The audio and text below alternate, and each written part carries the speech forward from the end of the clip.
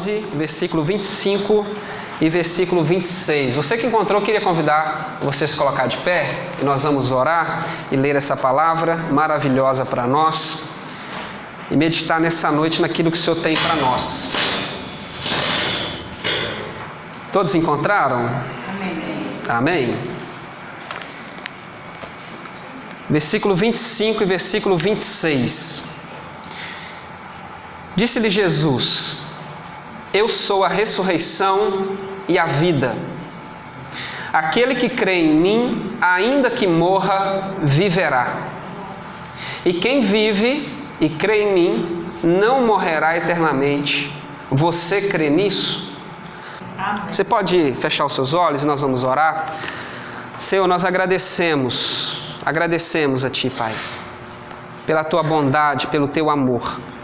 E agradecemos a Ti, Deus, pela Tua palavra, viva, eficaz, e que pode, Deus, mudar a nossa história. Nós agradecemos a Ti, Deus, por tudo que o Senhor tem feito, por tudo aquilo, ó Deus, que o Senhor certamente vai fazer na nossa vida, vai fazer na nossa igreja. E nós agradecemos, ó Deus, porque o Senhor é um Deus que tem cuidado de nós. O Senhor é um Deus que tem manifestado a Tua graça sobre nós. E nós agradecemos a Ti, Deus, porque o Senhor é bom e a Tua misericórdia, Deus, dura para todo sempre, e nós Te louvamos. Amém. Amém. Você pode se assentar? O Evangelho de João é um evangelho que nos convida a pensar a respeito da vida. É um evangelho que tem para nós essa ênfase constante a respeito da vida. Vida. A ideia de um Deus que vem do céu, que envia o seu Filho, que tem uma força do céu, uma ação do céu, graciosa, que tem uma finalidade única, trazer vida para nós. Vida.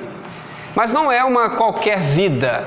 Como nós lemos João 3, versículo 16, um versículo chave do Evangelho, vai dizer para nós o quê? Que quem crer nesse envio do Filho experimentará uma vida, mas não uma vida qualquer, mas uma vida eterna. Uma vida eterna. Então, quando o Evangelho de João fala para nós a respeito de vida, ele não está falando de uma vida qualquer. Ele está falando do que ele chama de vida e vida eterna. Uma vida eterna. E é justamente a respeito desta vida, do significado dessa vida, das implicações dessa vida, que o capítulo 11 vai nos convidar a refletir e pensar a respeito dessa vida, o significado dessa vida. E uma primeira pergunta que a gente deve fazer quando a gente pensa nessa vida que João está falando, vida eterna, é no significado dessa vida. O que quer dizer esta vida eterna? Qual o significado disso? O que quer dizer? Muito mais do que pensar numa espécie de imortalidade, não é? A gente tem vários filmes por aí de pessoas que têm uma aventura constante para encontrar o que eles chamam de fonte da vida eterna ou fonte da juventude. E essa fonte, ou essa experiência de encontrar essa possibilidade de uma vida eterna, o que ela faz? Geralmente ela é uma fonte da juventude, ou seja, ela paralisa você exatamente no estágio em que você está naquele momento. Então, por exemplo, você tem 50 anos e você toma um gole daquela água da fonte e você paralisa-se com 50 anos e você vai viver para sempre exatamente daquele jeito. Você estaciona naquela etapa da vida e aí você se torna imortal a partir daquele instante da sua vida. Ou algumas outras fontes, alguns outros filmes, você retrocede um pouco, ou seja, você ganha uma vitalidade que a vida biológica foi perdendo naturalmente, mas você vive para sempre, mas numa extensão natural. Então, é uma ideia comum que nós temos, às vezes, quando a gente fala de vida eterna. Jesus trouxe para nós vida eterna, como se a experiência com Cristo fizesse com que a nossa vida, da forma como nós estamos, ela fosse se estender para a eternidade. Então, nós estamos aqui agora e haverá uma continuidade para sempre daquilo que nós estamos vivendo agora. Vocês entendem isso? Nós estamos desse jeito e a partir do encontro com Cristo, nós recebemos vida eterna. Ou seja, nós que éramos mortais, passamos a ser imortais. Então nós experimentamos uma imortalidade. E aí nós vamos perceber que a vida eterna que Jesus traz para nós, não é dessa forma como nós pensamos. Não é essa extensão, é esse prolongamento, né? Então a gente viveria 70 anos, agora nós vamos viver infinito e além, né? A gente vai daqui para frente. Então talvez a melhor expressão para nós não seria falar vida eterna, mas vida da eternidade. Ele vem trazer para nós a vida da eternidade. Não uma vida eterna, mas uma vida da eternidade. Trazendo para nós uma ideia de que não é uma continuidade daquilo que nós vivemos hoje. Não é continuar eternamente experimentando aquilo que nós já conhecemos aqui. Mas não. A experiência do Cristo ressuscitado traz para nós o quê? Uma vida de lá, uma vida de um lugar que a gente não conhece, de uma dimensão que nós não conhecemos, de um lugar que nós não conhecemos, que nós não temos a menor noção do que é, ela vem e nos alcança. Então não é uma continuidade, mas pelo contrário é uma interrupção e o experimentar de uma vida nova. Por isso que João, capítulo 3, vai ter para nós a experiência de Nicodemos, em que é falado a respeito de uma expressão de nascer de novo, nascer do alto, nascer do Espírito, porque não é uma continuidade, é uma interrupção, e aí você passa a experimentar algo que você não experimentava antes. Não é continuar, mas é de fato interromper e começar algo novo, que não vem desse plano. E aí quando a gente olha para o texto de Lázaro, é um texto interessante que aparece essa dimensão de vida, essa proposta de vida que Jesus está dizendo. Por quê? É uma cena conhecida, Jesus é amigo da família, e ele está na região de Jerusalém, e aí Lázaro, que é um conhecido de Jesus, alguém que o texto vai dizer que Jesus ama muito, Jesus tem muito apreço pela família, principalmente pelas suas irmãs Marta e Maria, que já são famosas aí, e Lázaro morre. Então elas, sabendo do apreço de Jesus, conhecendo Jesus, crendo no poder de Jesus, o que elas fazem? Elas vão ao encontro de Jesus pedindo socorro. E avisam a Jesus. Elas vão até Jesus, que não está fisicamente lá, e pedem Jesus socorro. E o que Jesus fala? Eu vou. Pode ir na frente que eu vou. E aí o texto vai dizer para nós, na narrativa, que Jesus demora 2 dias ainda para resolver ir até a casa de Marta e Maria. Imagine se ele não amasse Lázaro, né? Isso é porque ele ama. Então ele recebe o pedido de ajuda e ele não vai imediatamente. A situação de Lázaro é radical, é grave, é uma enfermidade séria, mas ele não vai imediatamente. Ele fica um tempo, e aí depois ele vai. E quando ele chega na cena, é interessante perceber isso, a intervenção das suas irmãs, há uma intervenção de Marta, depois há uma intervenção de Maria, e a fala delas para Jesus é muito interessante. Se você estivesse aqui, Lázaro não teria morrido. Se você estivesse aqui, ou seja, nós fomos buscar ajuda, 2 dias era tempo suficiente, porque a distância de Jerusalém até Betânia, até essa aldeia, era cerca de 3 quilômetros. Então era perto, muito perto. É uma caminhada rápida, né? Daria tempo de chegar. Ele demora 2 dias para sair. E ele sai 2 dias depois, e eu não sei o que Jesus arruma no caminho, porque o texto vai dizer para nós que quando Jesus decide ir até o sepulcro, fazer alguma coisa, já tinha 4 dias que o defunto estava enterrado.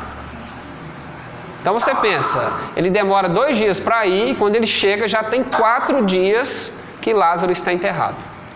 E aí a fala delas, olha, se você tivesse vindo, certamente o meu irmão não teria morrido.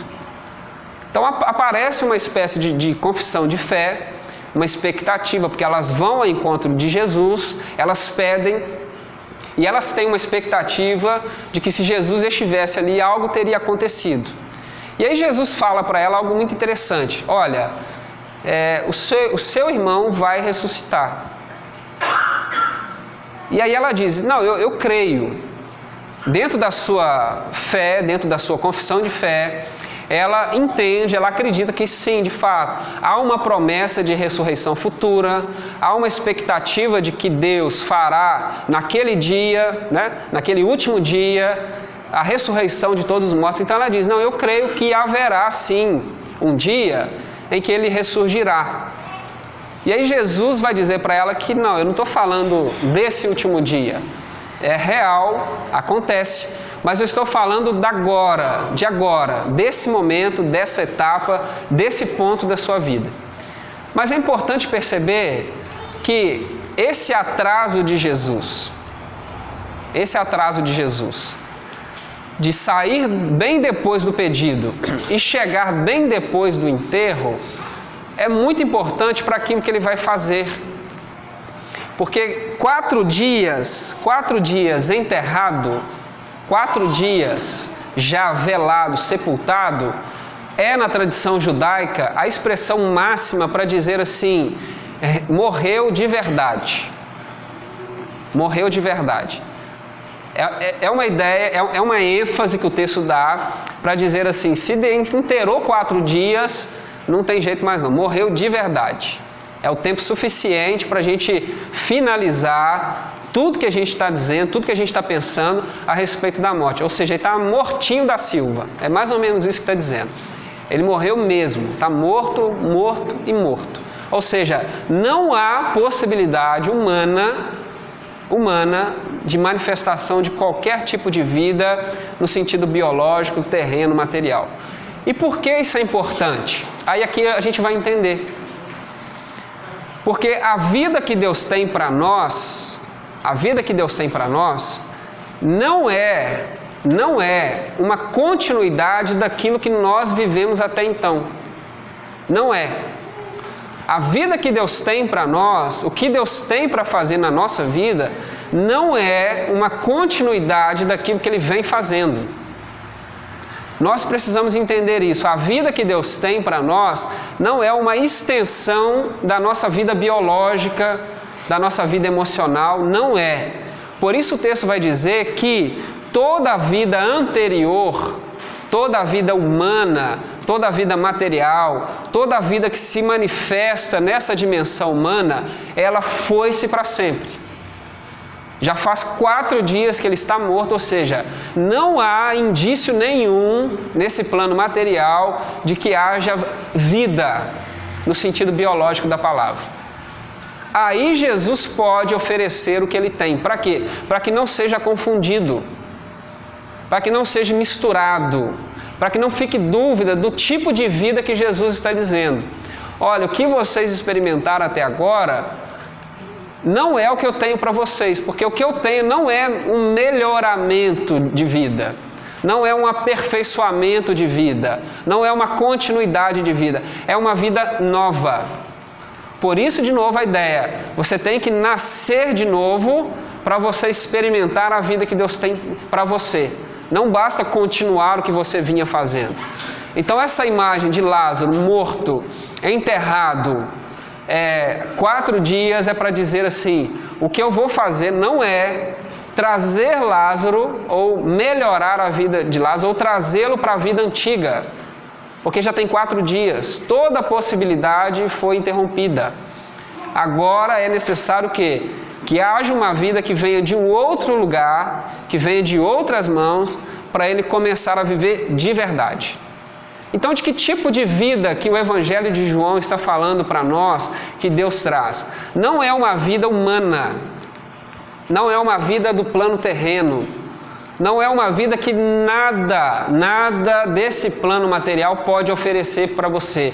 Por exemplo, experimentar uma cura física é bom, maravilhoso. experimentar uma prosperidade financeira, muito bom, uma resolução de um problema, legal, mas isso está no plano terreno.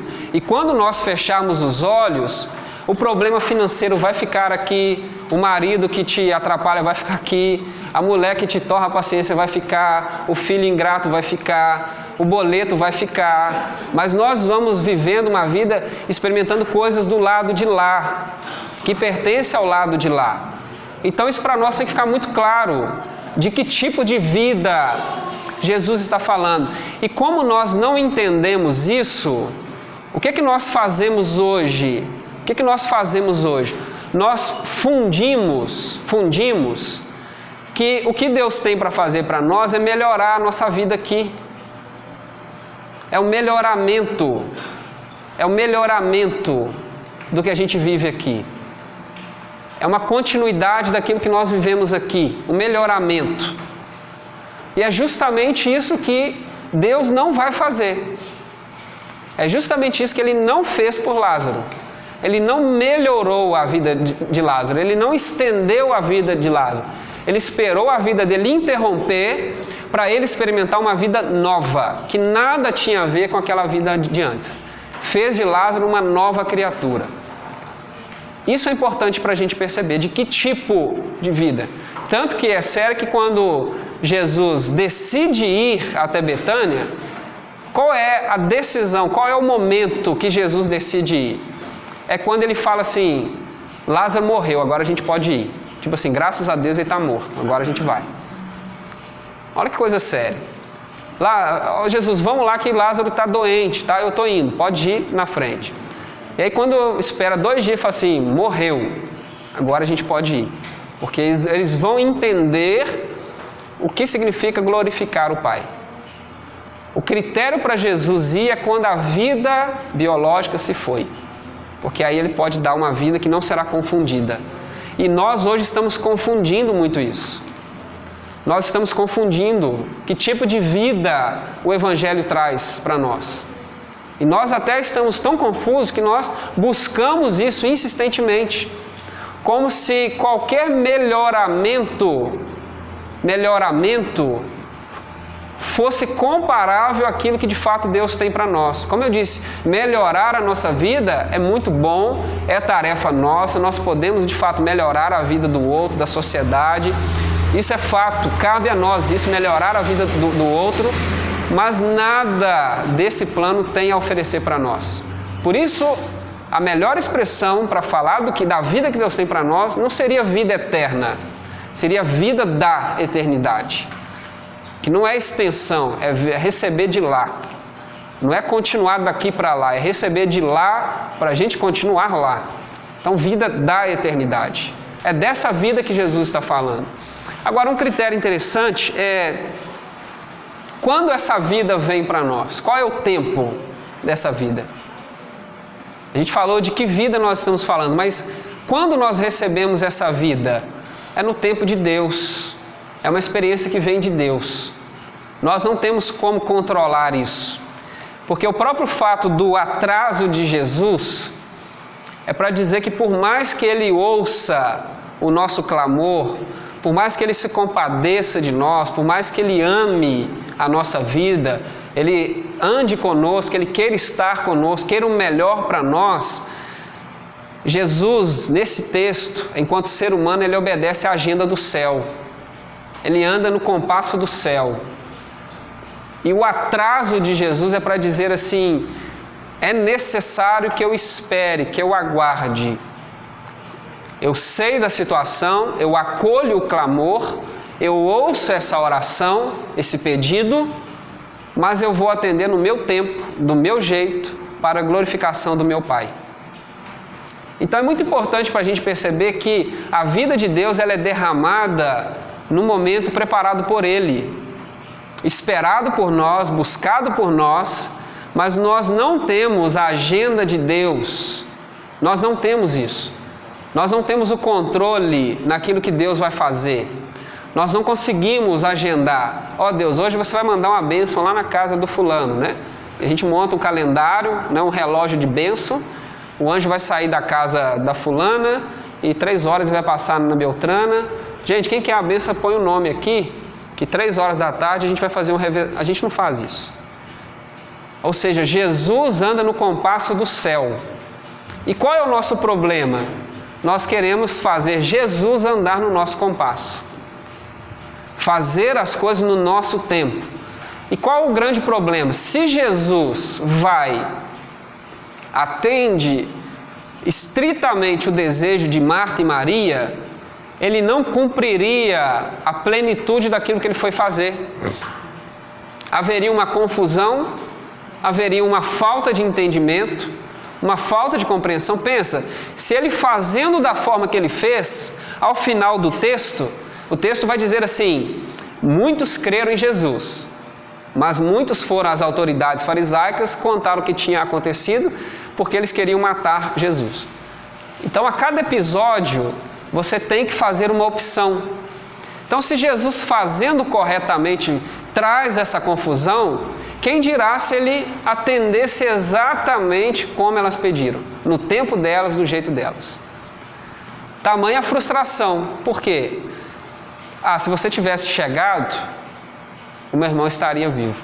Ou seja, há uma falta de compreensão da parte delas de que não há limites para o poder de Deus. Porque elas vão atrás de quê? De uma cura. Olha que coisa interessante. Elas creem em Jesus até um ponto. Querem Jesus para curar. Olha que coisa séria. E a cura seria a possibilidade da continuidade da vida que era antes. Vocês estão entendendo? Lázaro estava vivendo a sua vida, ficou doente, e elas querem uma cura. Se Jesus vai e cura, a manifestação de Jesus seria a continuidade da vida antiga. A continuidade da vida antiga. Mas ele quer deixar claro que não. Ele não vem para endossar a vida que nós vivemos. Ele não vem para abençoar a vida que nós levamos. Não, ele vem para interromper e dar uma nova vida. Não pode ter confusão. Não pode ter prolongamento. Vocês estão entendendo isso? E aí a gente fica pensativo, por que nós às vezes não experimentamos de fato o que Deus tem para nós? Porque nós queremos que Deus faça aquilo que nós queremos que Ele faça. Nós queremos que Deus faça exatamente. A gente se coloca diante dele e fala: não, eu quero que o Senhor faça isso. Faça aquilo. Ao mesmo tempo que a Bíblia Sagrada nos motiva a orar, como o apóstolo Paulo em Filipenses, apresente a Deus todas as suas petições, ou seja, ore, clame, desabafe, coloque para Deus as suas ansiedades. Ao mesmo tempo ela nos lembra que os caminhos de Deus são mais altos, que os propósitos de Deus são mais altos e que é necessário a gente descansar no compasso do céu. Caso contrário, a gente pode receber até pela compaixão, porque o motivo de Deus responder às nossas orações às vezes são os mais variados possíveis, né? Tem gente que pede e recebe, tem gente que não pede e recebe, tem gente que pede e não recebe. E aí você fica sem saber direito o que está acontecendo. Um texto que eu gosto muito, Lucas capítulo 7, Jesus está andando a uma aldeia chamada Naim, tem uma viúva saindo da aldeia, levando o seu filho, o único filho, ela é viúva de um único filho, que morreu, está indo sepultar, ou seja, a sua vida está acabada, socialmente falando, religiosamente falando. E aí Jesus está andando, ele vê a mulher, vê a situação da mulher, e o texto vai dizer que ele tem compaixão da mulher. Ele vai lá e ressuscita o filho dela e devolve para ela. A mulher não faz uma oração, a mulher não frequenta culto, não é dizimista, não ajuda o pastor, não faz nada, mas é alvo da compaixão de Deus. Da compaixão. E é nessa compaixão, é nesse tempo, é nesse propósito, nesse critério, nessa dimensão que a Bíblia Sagrada está nos convidando a descansar. Apresentar ao Senhor as nossas queixas, as nossas orações, o nosso clamor, as nossas necessidades, sabendo que a vida da eternidade que Ele tem para nós virá sobre nós se nós descansarmos no tempo dEle. Caso contrário, se ele obedecer o nosso cronograma, o máximo que você pode receber é uma extensão daquilo que você já vive. Olha que coisa séria. E muitos cristãos estão hoje recebendo a continuidade do que já vive. Por isso não tem mudança, não tem transformação, não tem esperança, não tem a manifestação concreta. Por quê? O afoito é tanto, a sede é tanta, a ansiedade é tanta, que nós até recebemos. Mas o que faz é o quê? Voltar à vida antiga. A cura de Lázaro, que seria isso? Ele continuaria sendo o mesmo Lázaro. Continuaria fazendo as coisas que faz. Continuaria sendo o mesmo irmão que ele era. Mas vem no tempo de Deus. Por quê? É o tempo de Deus que marca a chegada da vida nova. E qual é a nossa postura? É esperar a manifestação da vida nova que Deus dá para nós. Ele envia para nós, no tempo dele. E cabe a nós nos submetermos em expectativa, em esperança, para receber isso. Estarmos na posição, na perseverança, na entrega, na labuta, no amor, esperando, porque no tempo dele vai se manifestar, mas a gente precisa acompanhar o processo. E às vezes é um processo dolorido, porque nós temos que passar pela morte, seja do eu, seja dos nossos interesses, porque não há possibilidade de continuidade. Por isso a fala de Jesus para os discípulos é: quem quer vir após mim tem que fazer o que antes? Fazer o quê? Negar a si mesmo, morrer. Não dá para seguir Jesus sendo o mesmo, sendo a mesma. Não dá. Porque Jesus não veio para consolidar o que você já vive, para você continuar melhorando quem você é. Não, ele veio para fazer você uma vida nova, melhorar o que você vai se tornar. Por isso a ideia, você nasce de novo, você recebe uma vida diferente, você vive uma dimensão diferente. É dessa vida que ele está dizendo. E aí uma última pergunta para nós: como viver essa vida da eternidade? Como podemos então? A gente falou que tipo que é, quando ela vem e como podemos experimentar. Ouvindo a voz.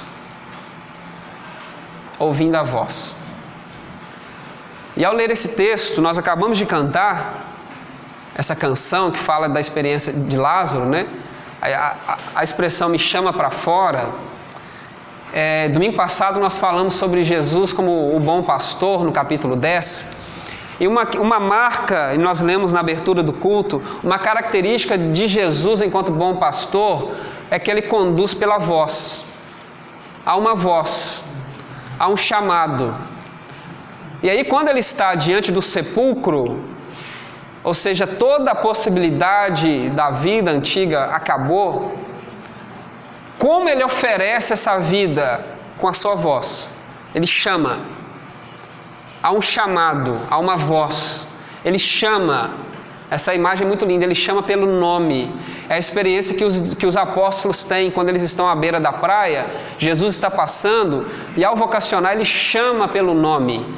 Ele coloca, chamar pelo nome na tradição bíblica é exercer domínio, é trazer a existência, é provocar vida. Ou seja, do mesmo jeito que a voz de Deus no Gênesis traz vida, haja luz, ele chama a luz à existência, é a voz de Jesus que nos chama para a nova existência. É a voz. E aí o que traz a possibilidade de que Lázaro volte dos mortos para uma vida nova é que a voz de Jesus o encontra no lugar da morte, na sepultura. É a voz de Jesus que faz com que Lázaro venha para fora. É a voz. É a mesma ideia de João 10, quando ele diz assim: as ovelhas conhecem a minha voz e é o pastor que as conduz para fora. Aquela imagem das ovelhas dentro de um aprisco, e tendo que viver a vida, que ir para uma novidade, para um dia novo, para uma experiência nova, o pastor chama as ovelhas pelo nome e com a voz. E as ovelhas, ao ouvirem, ao dar ouvidos à voz, ao abraçarem a voz, ao abraçarem o convite, eles recebem a vida e a força para ir para fora. E aí Lázaro vem para fora por quê? Porque a voz o alcançou. A voz o alcançou. E há de Lázaro a fé de que essa voz é a voz de quem ele deve seguir. Por isso ele vai ao encontro dessa voz. Então, como nós podemos viver essa vida abundante? Não tem outra forma. É ouvindo a voz. É ouvindo o chamado de Jesus.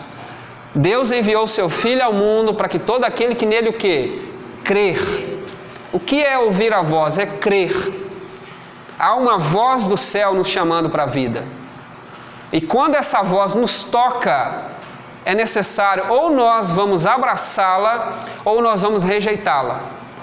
É o final desse texto. Quando alguns veem o que aconteceu, muitos creram em Jesus. Mas muitos foram aos fariseus contar tudo o que aconteceu para aguçar os fariseus na sua intenção de matar Jesus.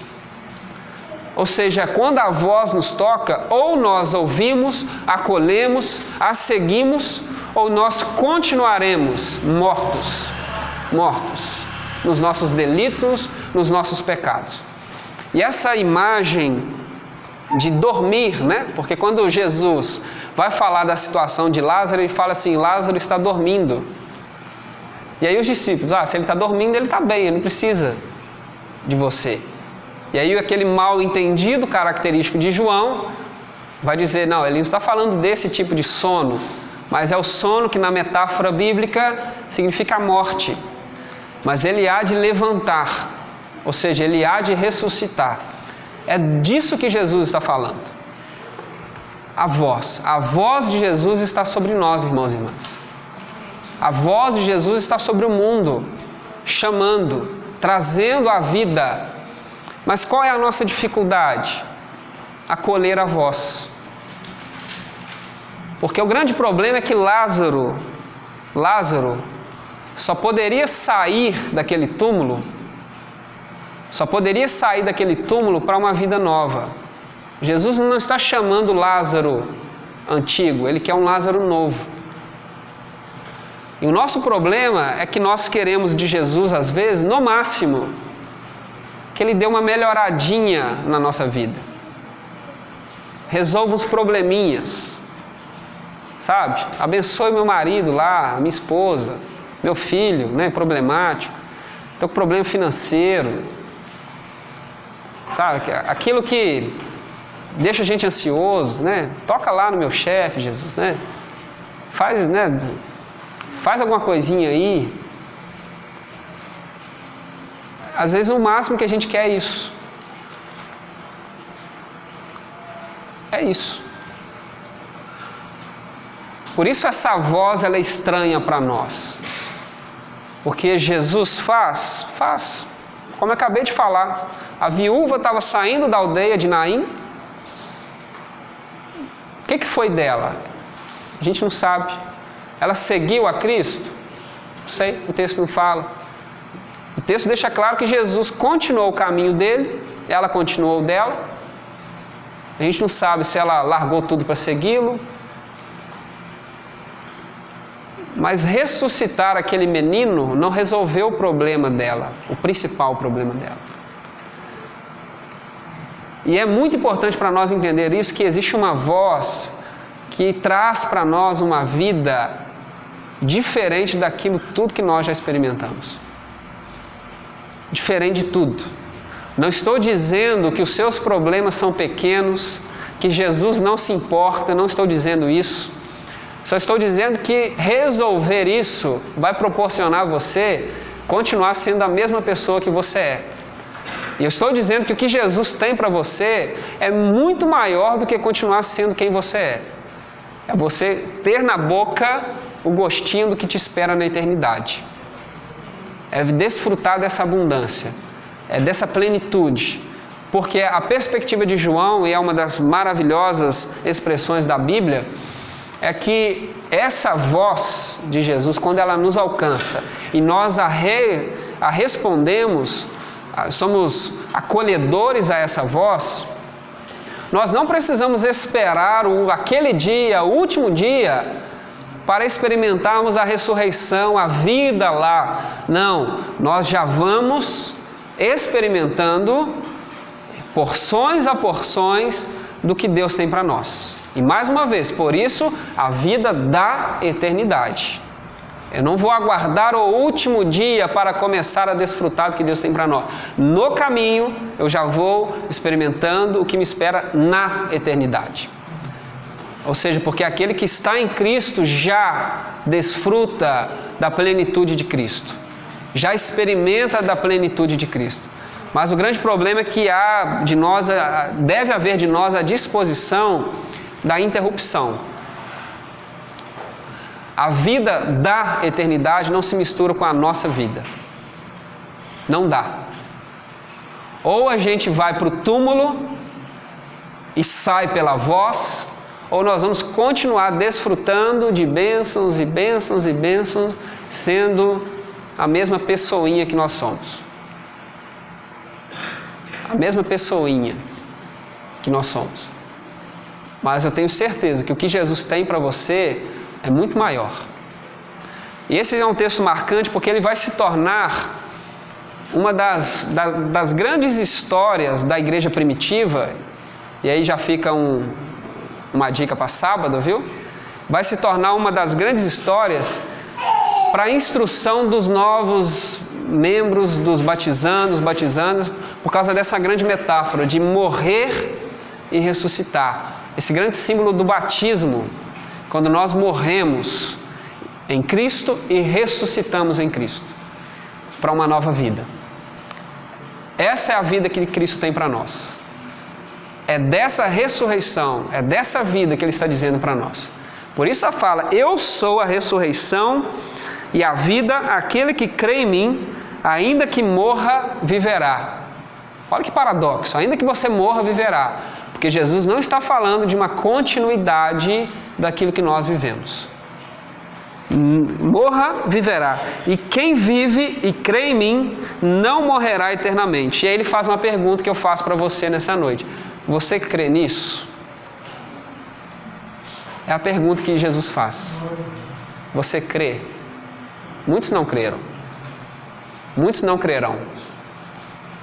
Mas sabe que a voz do bom pastor está por aí, chamando você para fora.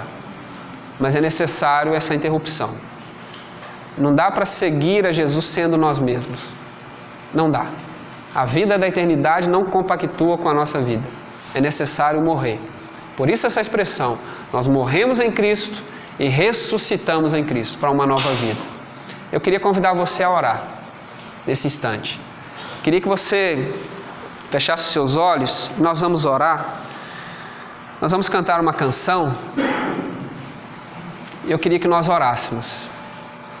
Talvez você entrou aqui pensando que a sua vida não vai lá de forma muito boa, situações, dificuldades, com muita expectativa de que Jesus faça alguma coisa. E a grande notícia é que Ele é compassivo, Ele faz. Tem coisa que você nem pede, Ele faz, né? Tem coisa que a gente nem pede, Ele faz. Ele sustenta a vida. A Bíblia vai dizer que o sol nasce para justo e para injusto. Injustos, incrédulos desfrutam de bênçãos de Deus, das dádivas, da graça. Mas a gente pode sair daqui com um gostinho de uma vida diferente. Uma vida da eternidade. Eu queria convidar você a orar. E se esse é o seu desejo, eu queria que você, nesse passo de fé, respondendo essa pergunta, você crê nisso? Queria desafiar você a dar um passo à frente. Eu quero orar por você. Eu quero nessa hora gastar um tempo orando por você, que entrou aqui nessa noite, desejoso, desejosa, de experimentar algo diferente daquilo que você está vivendo. Enquanto nós cantamos uma canção, eu queria convidar você que deseja a vir à frente e nós vamos orar por você, em nome de Jesus.